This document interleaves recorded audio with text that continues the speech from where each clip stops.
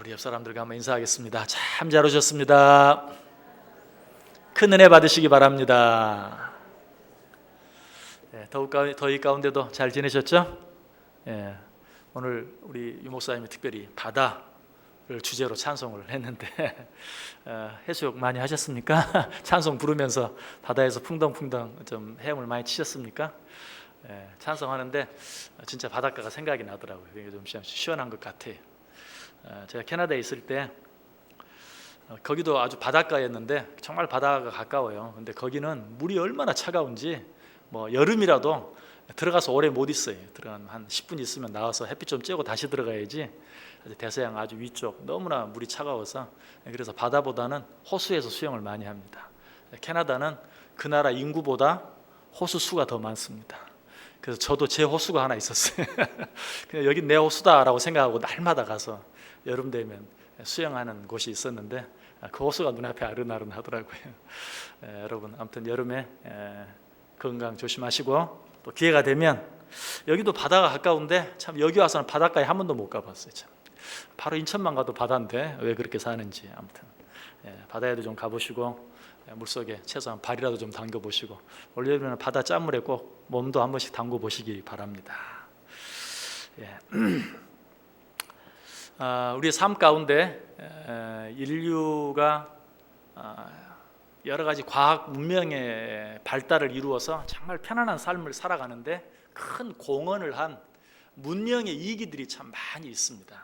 그런데 그 가운데 한 가지, 너무나 많은 것들이 있지만 그 가운데 한 가지 초음파라는 것이 있죠.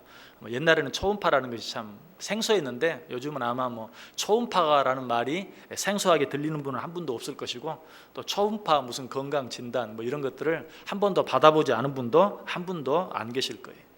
초음파를 이용해서 어떻습니까? 우리 몸 안에 있는 암세포도 발견할 수 있죠.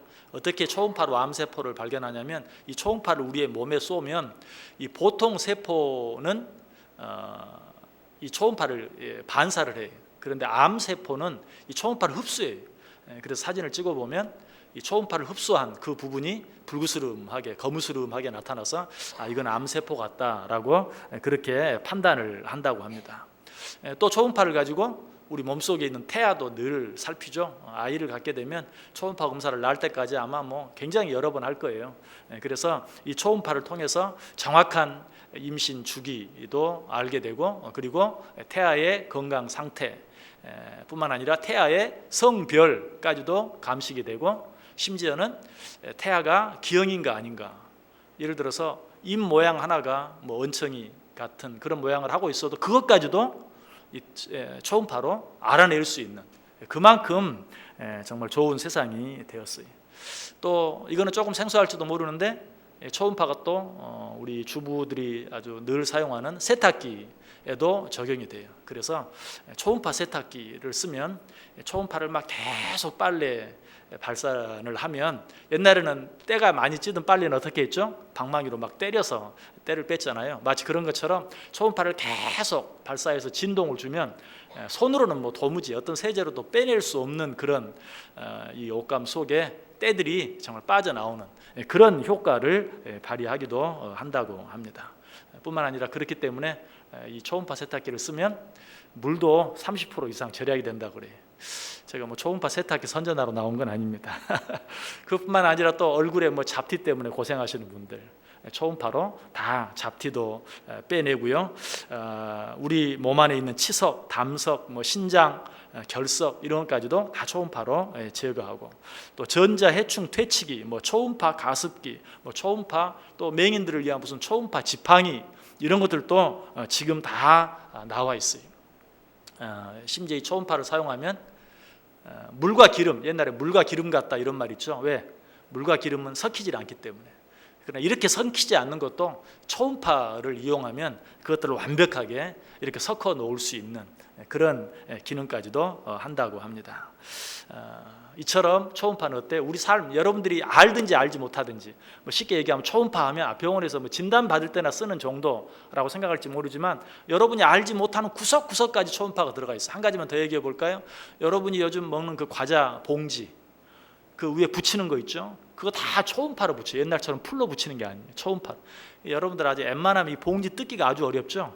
이제는 거의 그거를 뜯는다는 게 불가능해요. 옆으로 찢어야지 그 붙은 부분을 떼어낸다는 게 어려워요. 왜? 이 초음파로 붙여놨기 때문에 그게 그렇게 떨어지기가 쉽지 않은 거예요. 그래서 우리 삶의 주위에는 이처럼 초음파로 가득 차 있어요. 그래서 아마 우리 삶에서 초음파를 빼버린다, 그럼 아무것도 아닌 것 같아도 여러분들 아주 모든 문제에 불편함을 느끼는, 굉장히 답답함을 느끼는 그런 세상이 되고 말 것이.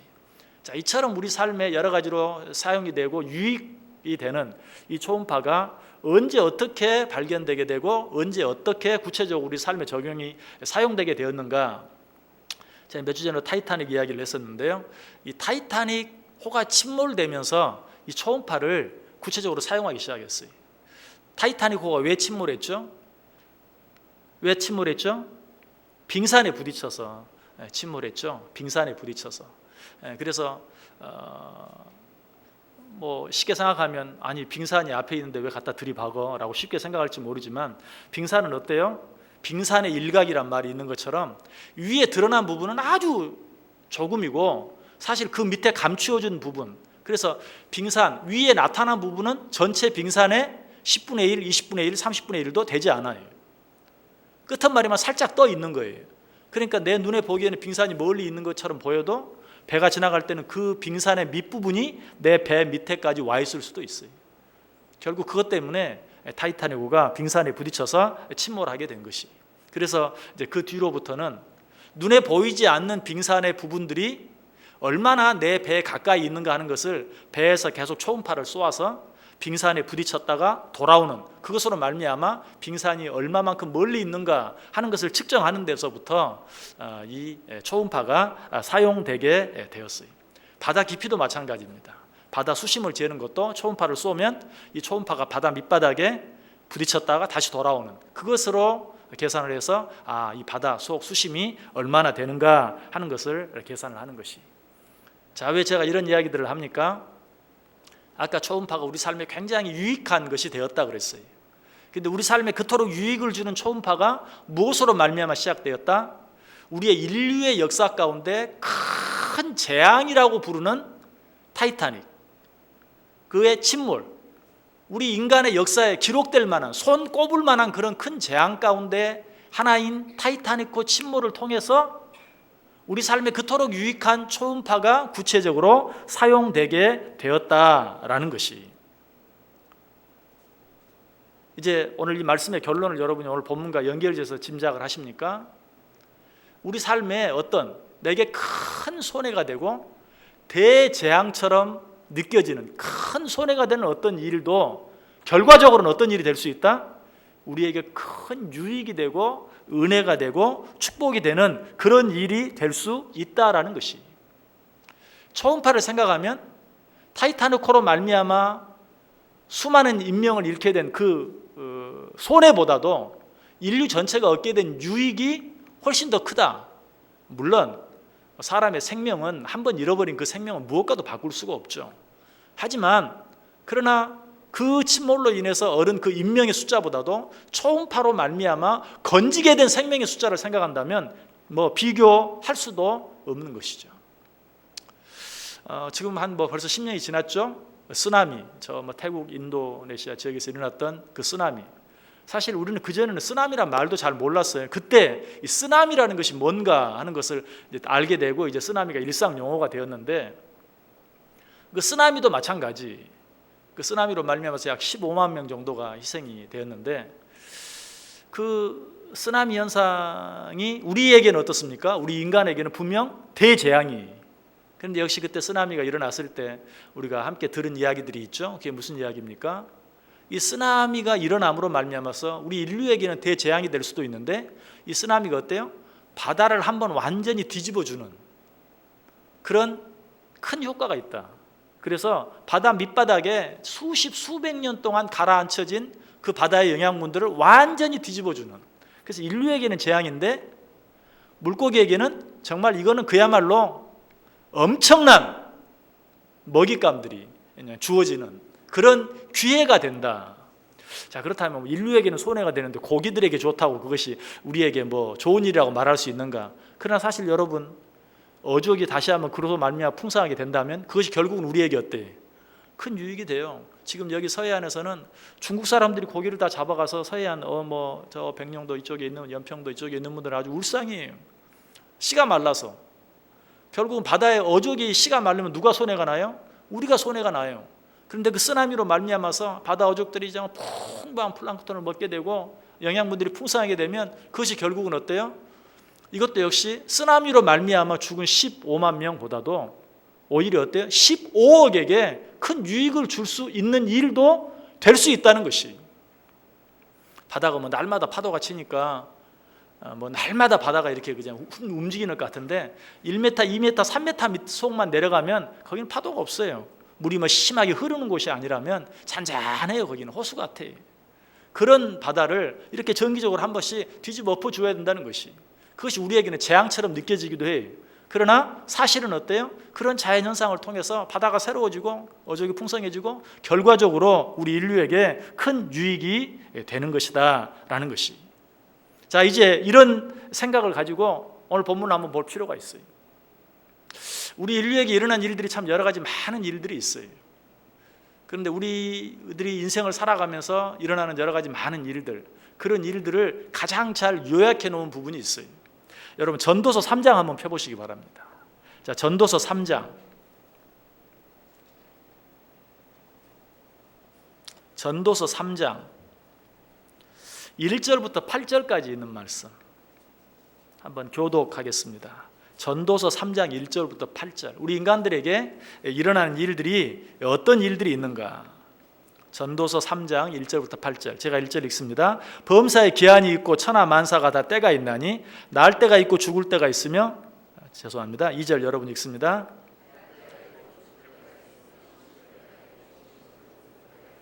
죽일 때가 있고 치료할 때가 있으며 헐 때가 있고 세울 때가 있으며 돌을 던져버릴 때가 있고 돌을 거둘 때가 있으며 안을 때가 있고 안는 일을 멀리할 때가 있으며 찢을 때가 있고 꿰맬 때가 있으며 잠잠할 때가 있고 말할 때가 있으며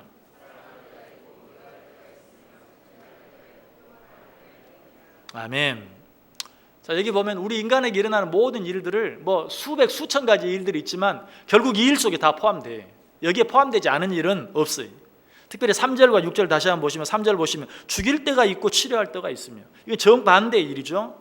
죽일 때도 있고 죽을 것 같았는데 치료시킬 때도 있다. 6절에도 찾을 때가 있고 잃을 때가 있다. 자, 이런 말씀들을 들으면서 여러분 어떤 생각이 드십니까? 이 세상에 좋은 것이 있는 것 같지만 그 뒤에는 반드시 또 나쁜 일이 뒤따라오고 또 긍정적인 일이 있는 것 같은데 또 그 뒤에는 어때요? 부정적인 그런 일들이 따라오는, 즉 좋은 일과 나쁜 일이 계속해서 반복되는. 결국 그러면 어때요? 인생은 아무것도 남는 게 없어요. 좋은 일 한 번 있으면 나쁜 일 또 한 번 생기고 나쁜 일 한 번 있으면 또 좋은 일 생기고. 그래서 뭐 1 빼기 1은 1. 우리 인생은 그냥 1, 좋은 일 1 빼기 나쁜 일 1 해서 뭐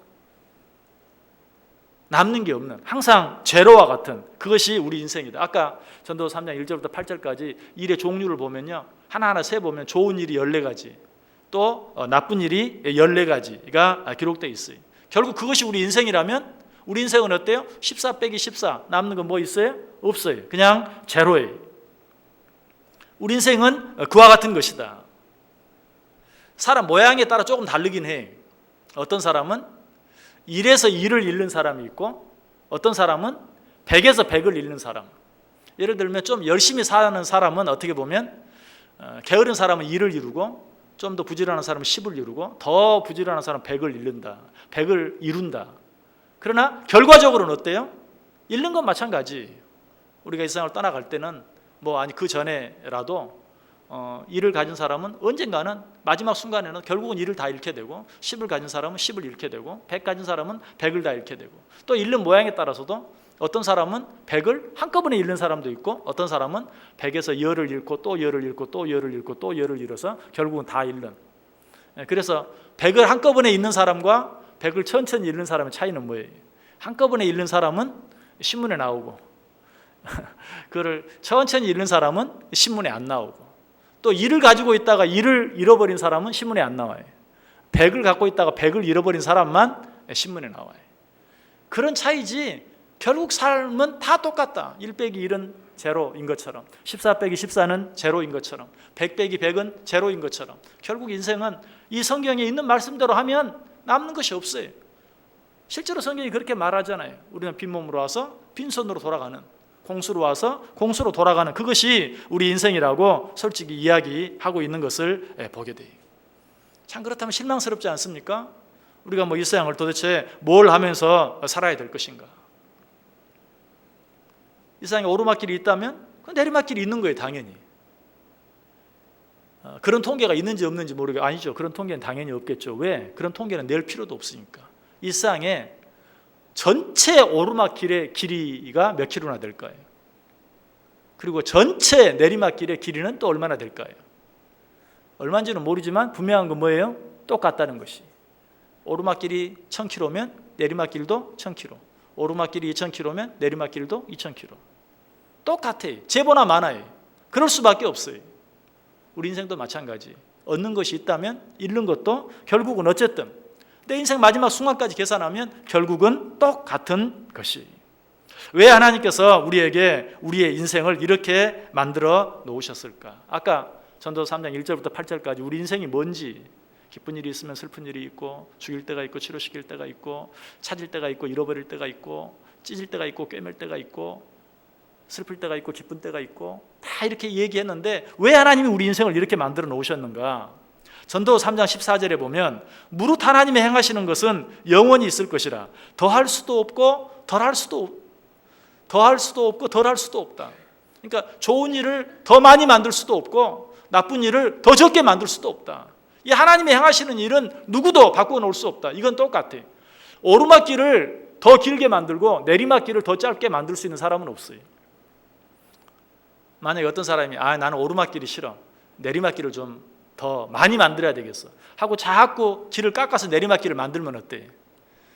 결국은 내리막길이 많아지면 결국은 오르막길이 많아지는 거예요. 내리막길이 좋아서 내리막길을 더 만들기 위해서 더 쌓아가면 어때? 반대편은 또 오르막길이 많이 생기는 것이죠. 그와 똑같이 나는 좋은 일을 많이 만들기 위해서 그만큼 애를 쓰면 어때요? 힘들고 어려운 일도 그만큼 많아질 수밖에 없다. 하나님이 하시는 일을 보라. 덜 할 수도 없고 더 할 수도 없다라고 성경이 분명히 이야기하고 있어요. 자, 그렇다면 왜 하나님께서 인생을 이렇게 만들어 놓으셨을까? 그 다음에 바로 답이 있죠. 전도서 3장 14절 다시 보겠습니다. 하나님께서 행하시는 모든 것은 영원히 있을 것이라 그 위에 더할 수도 없고 그것에서 덜할 수도 없나니 하나님이 이같이 행하심은 사람들이 그의 앞에서 경외하게 하려 하심인 줄을 내가 알았도다. 결국 좋은 일 한 가지, 나쁜 일 한 가지, 좋은 일 14가지, 나쁜 일 14가지, 오르막길과 내리막길이 똑같은 것. 우리 인생이 그런 것이라면 거기에 더할 수도 없고 덜할 수도 없는 것이 우리 인생이라면 우리는 어때요? 오직 하나님을 경외하며 사는 것 외에는, 내가 내 인생을 어떻게 할 수 없다면, 우리 인간에게 주어진 유일한 답은 하나님을 경외하는 그것 외에 다른 것이 없다는 사실을 깨닫게 하기 위해서, 알게 하기 위해서라고 성경이 분명히 이야기하고 있어요. 다시 한번 읽어보겠습니다. 하나님께서 행하시는 모든 것은 영원히 있을 것이라 그 위에 더할 수도 없고 그것을 덜할 수도 없나니 하나님이 이같이 행하심은 사람들이 그의 앞에서 경외하게 하려 하심인 줄을 내가 알았도다. 여러분이 노력해서 좋은 일을 더 많이, 나쁜 일을 더 적게 할 수 있는 힘이 여러분에게 있다고 생각하면 그건 교만이, 하나님에 대한 도전이. 성경은 분명히 말해요. 거기에 더할 수도 없고 덜할 수도 없다. 왜 하나님이 그렇게 만들어 놓으셨는가? 하나님 경외하며 살라고. 이런 말씀을 들을 때마다 우리는 하나님 참 너무하신다, 하나님은 너무 이기적이다. 그래, 하나님 경외하면서 살게 하려고 좋은 일 한 가지 주고 나쁜 일 한 가지 또 주고, 좋은 일 한 가지 주고 또 나쁜 일 한 가지 또 주고, 하나님이 그렇게 이기적이고 하나님이 그렇게 계산적인 분이신가? 그러나 사실 우리가 좀 겸손하게 생각해 보면 이건 하나님 자신만을 위한 게 아니, 우리들을 위해서 필요해요. 우리는 좋은 일이 2번, 3번만 반복되면 하나님 잊어버려요. 정말 그래요. 하나님께서 뭐 우리가 좋은 일을 계속 주어도 여전히 변함없이, 아니 그러면 그럴수록 더 하나님을 경외하며 살 수 있는 마음만 있다면 하나님 절대 그렇게 하지 않아요. 근데 하나님은 우리를 알아요. 예수님께서 사람들의 마음을 아셔서 그 몸을 그들에게 의탁하지 않으셨다라는 말씀이 있는 것처럼 하나님은 우리를 너무나 잘 알아요. 좋은 일이 2번만 반복되면, 첫 번째 잘 됐을 때는 하나님 감사합니다. 2번 잘 되면 어때요?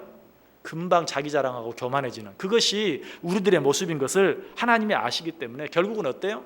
우리를 당신 곁에 가까이 두시기 위해서 한 가지 좋은 일 뒤에 한 가지 나쁜 일, 한 가지 기쁜 일 뒤에 한 가지 슬픈 일, 이런 일들을 반복하시는 것이다 라고 우리에게 말씀하고 있어요. 자, 하나님께서 이런 일을 행하시는 또 한 가지 이유가 있다면 무엇일까? 바로 거기 몇 절 앞에 있는 전도서 3장 11절에 보면 뒷부분에 또 사람들에게는 영원을 사모하는 마음을 주셨느니라.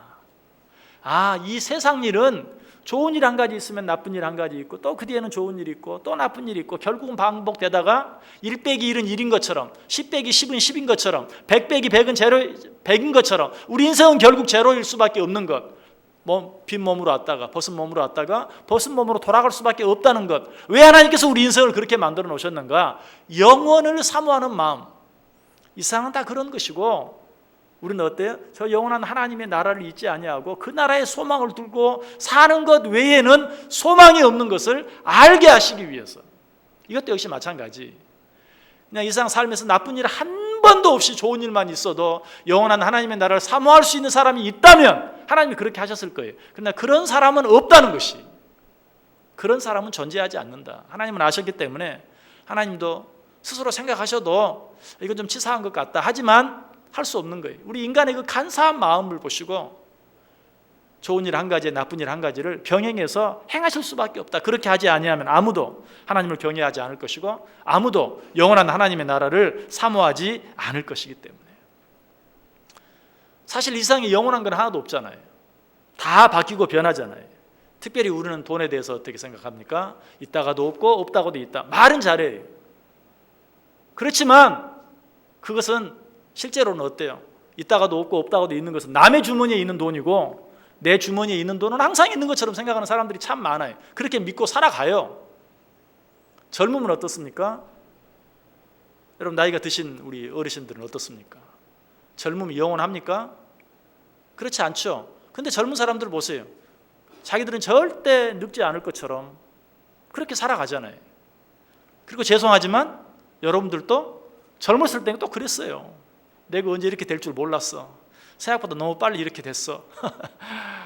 어쩌면 우리 인간은 다 그럴 것 같아요. 누구라도 그때가 되기 전까지는 잘 몰라요. 그렇게 될 것이다. 지식적으로 상식적으로 다 알아요. 그래도 실제로 그것을 내 일로 받아들이는 사람은 그렇게 많지 않다. 우리 인간이 그렇게 부족하고 그렇게 연약하고 그렇게 교만해. 하나님은 그걸 아셨어요.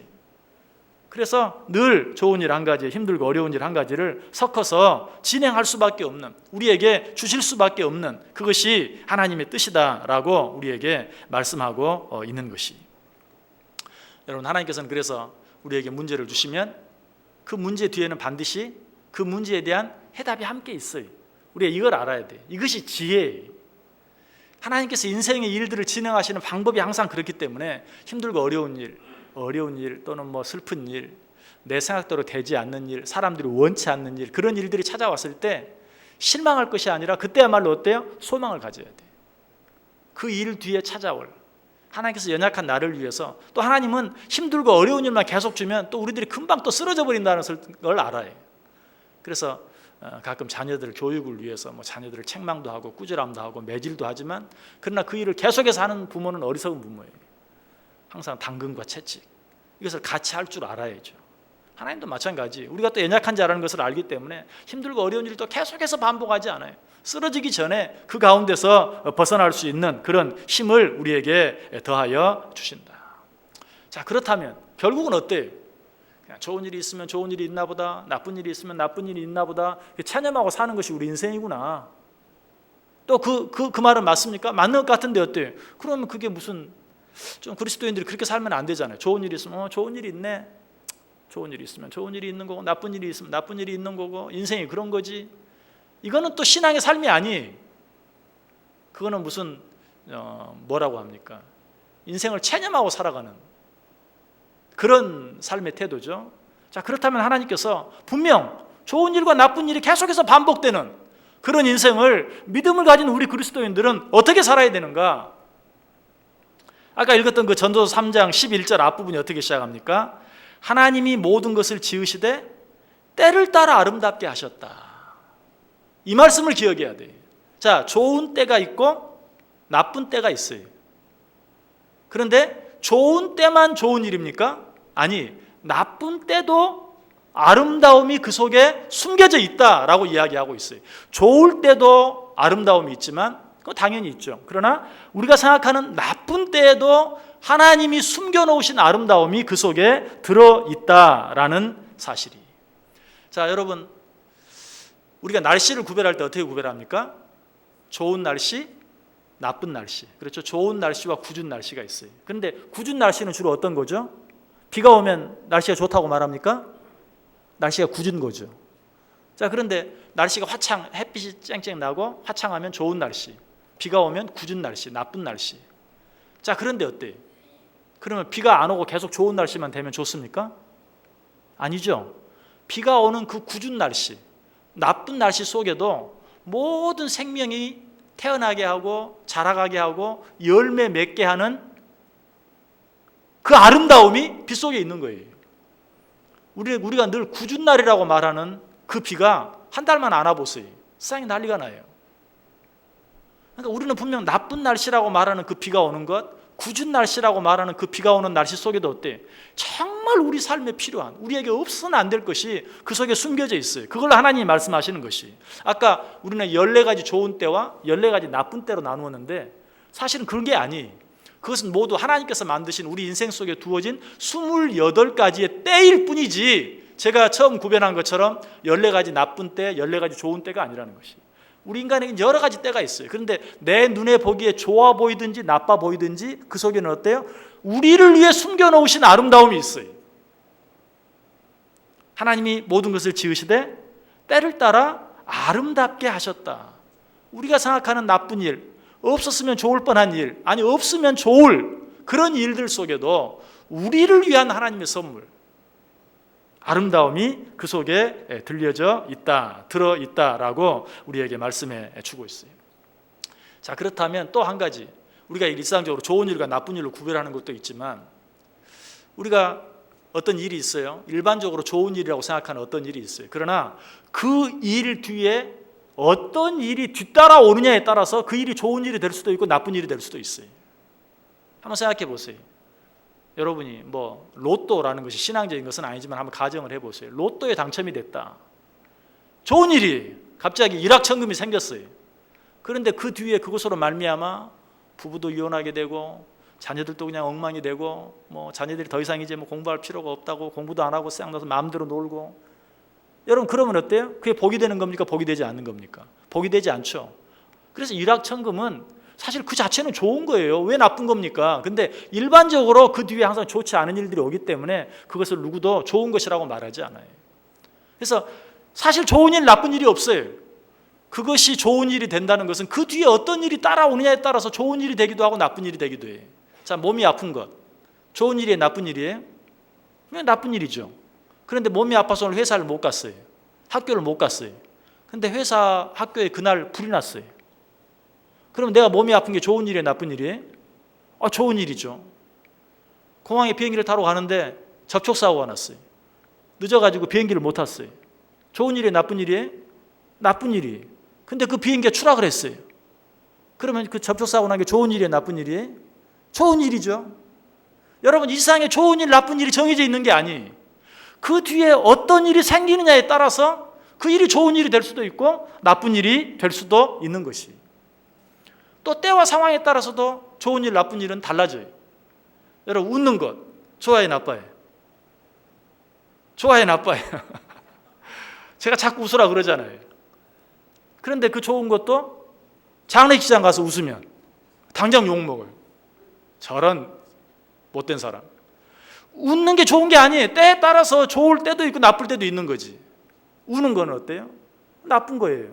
그러나 장례식장 가면 울어야 돼요. 여러분 생각해 보세요. 좋은 건 나쁜 거는 그저 다 내 편한 대로 정해놓은 것이지 이 세상에 좋은 일 나쁜 일이 없어요. 하나님께서는 그 여러 가지 일들을 우리에게 주셔서 이런 일 저런 일을 주셨을 뿐이고, 성경은 우리에게 말해요. 이런 일 속에도 아름다움을 감춰 놓으셨고 저런 일 속에도 아름다움을 감춰 놓으셨다. 그래서 성경이 말해요. 범사에 감사해라. 왜? 이 일 속에도 우리를 위한 하나님의 계획이 있고 저 일 속에도 우리를 위한 하나님의 계획이 있기 때문에 너는 범사에 감사해라 라고 이야기하고 있는 것이, 오늘 본문이 바로 이 사실을 우리에게 가르쳐 주고 있어요. 여러분, 어떤 삶을 생각하면서 하나님께 기도하고 있습니까? 하나님, 나에게 이러이러한 일들을 허락해 주옵소서.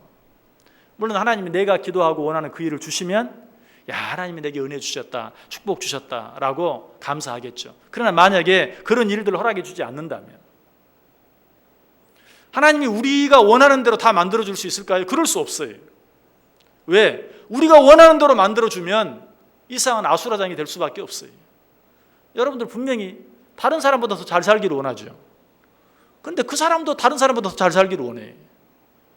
어떻게 하나님이 그 기도를 다 들어주겠습니까? 우리가 늘 하는 이야기처럼 한 사람은 오늘 비가 오기를, 우산 장사를 하는 사람은 오늘 비가 오게 해주셔서 내가 오늘 장사를 잘하게 해주옵소서. 집신 장사를 하는 사람은 오늘은 날이 좋게 하셔서 집신이 많이 팔리게 해주옵소서. 두 사람이 기도하는데 하나님을 어떻게 해야 될까요? 물론 한 사람이 서울에서 그렇게 기도하고 한 사람이 저 제주도에서 그렇게 기도한다면 두 사람 다 들어줄 수도 있겠죠. 그런데 다 우리는 똑같이 서울특별시 양천구 신월동, 신월사동에 살고 있는데 이 안에서 한 사람은 비가 오게 해달라고, 그 사람도 새벽기도도 열심히 하고 믿음 좋은 사람이고, 저 사람도 비가 오지 않게 해달라고 하는 사람도 새벽기도 열심히 하고 믿음이 좋은 사람인데 하나님이 어떻게 해주셔야 될까요? 하나님이 그 모든 기도를 응답해 줄 수 있는 방법이 있을까요? 인간적인 방법으로는 없어요. 그렇게 할 수 없어요. 그런데 우리 모두가 내가 원하는 대로 기도 응답을 받을 수 있는 방법은 있어요. 그것이 무엇입니까? 그것은 이 일 속에도 하나님의, 나를 위한 하나님의 뜻이 숨겨져 있고 저 일 속에도 나를 위한 하나님의 뜻이 숨겨져 있다는 사실을 알고 범사에 감사할 수만 있다면 그 일이 곧 정반대로 기도를 했지만 정반대의 상황 속에서도 똑같이 응답을 받고 하나님께 감사할 수 있는 것이. 자, 오늘 이 말씀을 생각하면서 잠언 16장 4절을 한번 읽어보세요. 우리 본문 잠언 16장 4절 다 같이 한번 읽어볼까요? 시작. 여호와께서 온갖 것을 그 쓰임에 적당하게 지으셨나니 악인도 악한 날에 적당하게 하셨느니라. 자, 여러분 지금 삶 속에 혹시 굳은 일, 하나님이 왜 이런 일을, 하나님이 왜 이런 어려운 일을, 하나님이 왜 저 사람을 이라고 생각하는 어떤 일들이 여러분 가운데 있습니까? 하나님께서 우리에게 말합니다. 여호와께서 온갖 것을 그 쓰임에 적당하게 지으셨나니 악인도 악한 날에 적당하게 하셨느니라. 우리는 이 하나님의 말씀을 믿을 수 있어야 돼요. 그리고 어떻게 해야 돼요? 범사에 감사하며 살아갈 수 있어야 돼요.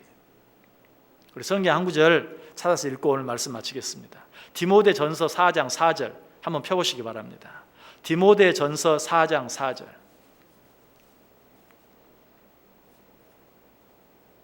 디모데전서 4장 4절. 우리 한 목소리로 읽습니다. 하나님께서 지으신 모든 것이 선하며 감사함으로 받으면 버릴 것이 없나니. 믿으십니까? 하나님이 여러분에게 주신 모든 일들 다 선하고 아름다운 일이, 하나님께서 여러분을 위해서 허락하신 일이, 감사할 수 있기를 바랍니다. 감사함으로 받을 수만 있다면 그 모든 일들 버릴 것이 하나도 없는, 우리에게 유익이 되고 축복이 되는 귀한 일이다라고 오늘 우리에게 말씀하고 있어요.